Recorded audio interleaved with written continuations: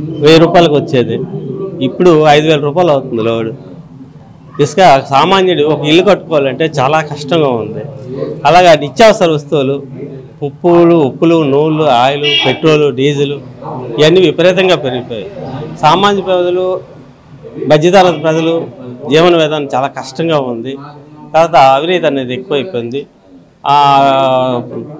బంధుప్రీతి తర్వాత దౌర్జన్యం ఇవన్నీ కూడా ఎక్కువైపోవడం వల్ల మామూలు ప్రజలు బతకడానికి కష్టంగా ఉంది. తర్వాత తనైతే ఏ హామీలు ఇచ్చి వచ్చాడో హామీలు ఏది కూడా అతను నిర్వర్తించలేకపోయినాడు.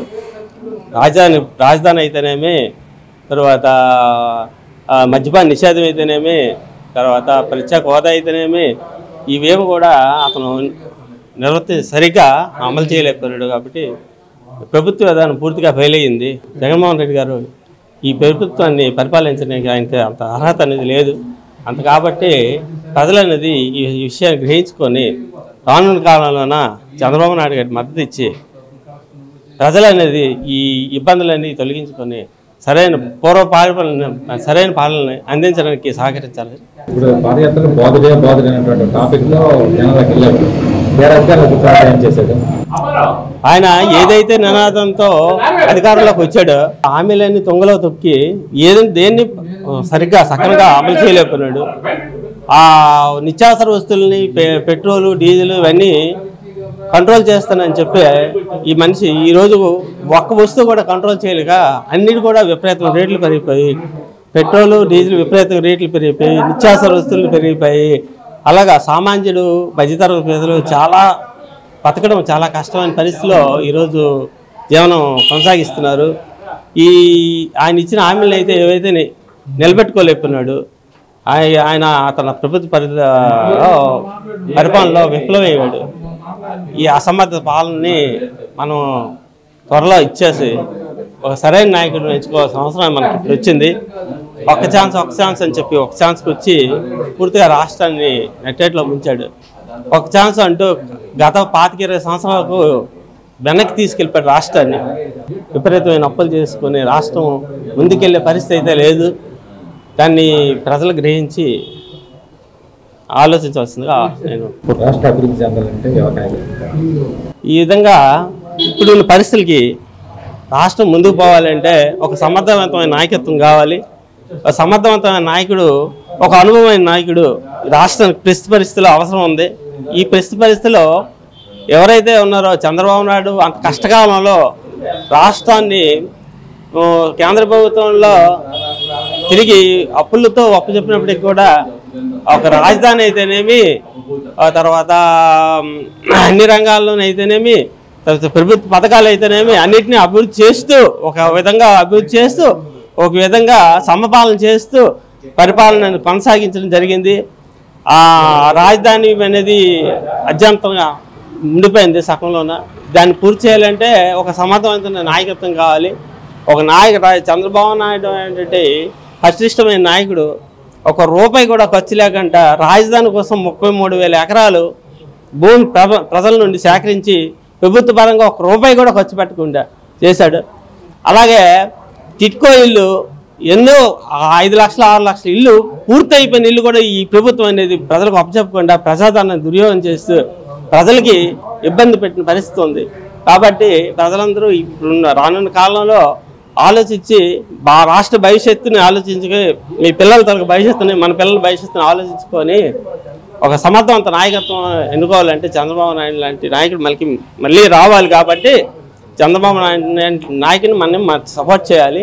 మీరంతా చంద్రబాబు నాయుడిని సపోర్ట్ చేయాలని నేను అనుకుంటున్నాను. చంద్రబాబు నాయుడు గారి పరిపాలనలో అతను ఇచ్చిన మాట ప్రకారం ప్రతి మహిళకు కూడాను అమౌంట్ పడడం కానీ, తర్వాత పిల్లల విషయంలో కానీ, స్కూల్ విషయంలో కానీ, వాళ్ళకి స్కూల్లో పెట్టే ఫుడ్ విషయం కూడా చాలా జాగ్రత్త వహించేసి బాగానే చేసేవారు. ఇప్పుడు జగనన్న వచ్చిన తర్వాత చిన్నపిల్లలకి ఫుడ్ విషయం చూస్తుంటే ఆ రాత్రి 2 గంటలు వండేసింది 12 గంటలకు వచ్చి పెడుతున్నారండి. దానివల్ల పిల్లలకి ఏటవుతుందండి, చాలా ఇబ్బంది పడిపోయి మోషన్స్ ఫీవర్స్ గట్టి వచ్చేసి పడిపోవడం జరుగుతుంది. ఆ విధంగా చూస్తుంటే చాలా విధంగా కూడా జగన్ పరిపాలన బాగలేదు. మాట్లాడితే మేము డబ్బులు ఇచ్చేస్తామని చెప్పేసి అనమే కానీ మా మత్స్యకారులం అండి, శ్రీకూర్మ దగ్గర మత్స్యలేస్తాం, మాకు మా విలేజ్కి 2 కిలోమీటర్ల దూరం. మేము వేటకెళ్ళి బతకవలసింది తప్ప మరి బతకలేము. మా పిల్లలు కూడా మా ఊరి నుంచి శ్రీకూర్మం హై స్కూల్ రావాలంటే 2 కిలోమీటర్లు రావాలి. వర్షం పడితే మా గోతులు గట్ట అయిపోయి మా రోడ్లు గట్ట పూర్తి పిల్లలు వెళ్ళకపోతున్నారు. వెళ్ళకపోవడం చాలా ఇబ్బందికరంగా ఉంది. ఇంతకుముందు చంద్రబాబు గారి పరిపాలనలో మాకు ఈ బోట్లకి మాకు వాళ్ళు డీజిలు ప్రతి సంవత్సరం కూడా మాకు ఇచ్చేవారండి. ఇప్పుడు ఆ రాయితీ కూడా లేవు, మాకు వాళ్ళు కూడా ఇచ్చేవారండి. ఉండేది మాకు. మేము సగం పెట్టుకుంటే సగం గవర్నమెంట్ పెట్టుకునేది. ఇంకా ఇది కూడా పూర్తి బంద్ చేసి మీకు అసలు ఆల్రెడీ అంతకుముందు మేము 24 తెప్పలతో వేట చేసేవారండి. 3 అలివాళ్ళు పెద్ద పడవలతో వేట చేసేవారండి. ఇప్పుడు అలివాళ్ళు లేవు, తెప్పలు లేవు. మేము 20లో కన్నూరు, తర్వాత మెంగళూరు, బెంగళూరు, వైజాగ్ అక్కడ వలస వెళ్ళిపోయి మత్స్యకారులు వెళ్ళిపోయి అక్కడ కష్టపడిపోయి మేము ఎన్నో సావులు ఎదురు చూస్తున్నామండి. ప్రస్తుతానికి ఈ సంవత్సరం 6 సావులు ఉన్నాయండి మా ఊర్లోనే. కర్నూలులో కూడా చనిపోవడం జరుగుతుంది. ఇలాంటి గవర్నమెంట్ వస్తే చాలా ఇబ్బందికరమైన విషయం. మేము బతకలేము మత్స్యకారులుగా చెప్తున్నాం. ఈసారి మేము మా నియోజకవర్గం శ్రీకాకుళం నియోజకవర్గంలో శంకరన్న గారు ఇంతవరకు చాలా బాగా పనులు చేస్తారు. మేము గుర్తింపు కూడా తెస్తున్నారు. అతని వాళ్ళు కూడా జిల్లా బాగా బాగుపడినట్టు కనిపిస్తుంది. ఇంతకుముందు ఉన్నారు కానీ లీడర్స్ సుఖం లేని ప్రజాపాలన అయింది. ఇప్పుడు అతను వస్తే గొండి శంకర్ గారు వస్తే మా నియోజకవర్గం మా గ్రామాలు కూడా మంచి డెవలప్మెంట్ అవుతాయని ఆశిస్తున్నాం. కంపల్సరీగా అతనికి టికెట్ ఇస్తే మేము గెలిపించుకుంటాం టీడీపీ తరఫున. టీడీపీ గెలాలంటే శంకరన్న గారికి టికెట్ ఇస్తారని కోరుచున్నాం సీఎం గారికి. Thank you. ఏమీ చేయలేదు, అన్నీ చెప్పాడు చేస్తానని కానీ ఏది చేయలేదు. లేడీస్కి ఏమో మీకు అక్క చెల్లి అని అన్నీ అనేసి మీకు అది చేస్తాం ఇది చేస్తామని అన్ని అబద్ధాలే చెప్పి గెలిచాడు కానీ ఏది చేయలేదు. అయితే గత తెలుగుదేశం ప్రభుత్వం రాష్ట్రం ఎలా ఉండేది, ఇప్పుడు ఎలా ఉంది? అప్పుడు బాగుండేది, ఇప్పుడు బాగలేదు. అప్పుడు అన్ని విధాలుగా అభివృద్ధి చెందింది. ఇప్పుడు ఏంటంటే డబ్బులు పక్కన వెళ్ళి వేస్తున్నాడు, ఇంకో పక్కన వెళ్ళి రేట్లు పెంచేసి అవన్నీ నేను చేస్తున్నాడు. మధ్యతరగతి కుటుంబాల పరిస్థితి ఎలా ఉంది? అసలు ఏమీ బాగోలేదు, అన్ని విధాలుగా ఇబ్బంది పడుతున్నారు. నిత్యావసర ధరలు చాలా ఎక్కువ రేటుగా ఉన్నాయి. ధరలు బాగా పెరిగిపోయి అందరూ ఇబ్బంది పడుతున్నారు. పేద ప్రజలకు మద్యపాన నిషేధం చేసి మీ కుటుంబాలు వెలుగు నింపుతాయన్నారు కదా, అవన్నీ ఉంటుదే. అవి అలా చెప్పి అబద్ధాలు చెప్పి గెలుపొందడానికి అబద్ధాలు ఆడాడు. గెలిచిన తర్వాత ఇప్పుడు ఏది పట్టించుకోవడం లేదు. రాష్ట్రం మళ్ళీ బాగుపడాలంటే చంద్రబాబు నాయుడు రావాలి. ఒక జగన్మోహన్ రెడ్డి వస్తే పక్క రాష్ట్రానికి వెళ్ళిపోవాలి కానీ ఇక్కడ ఎవడో బతకలేము. అది ఇప్పుడు మరి హామీలు నెరవేర్చుకున్న ప్రజలకు రాగలరా? జగన్మోహన్ రెడ్డి రాలేడు కాబట్టి ఇప్పుడు రావడం లేదు. అలాగా ఇప్పుడు అదే పక్క రాష్ట్రం చూస్తే కేసీఆర్ గెలుస్తాననే నమ్మకం మీద ముందు వస్తే వెనుక వచ్చాడు.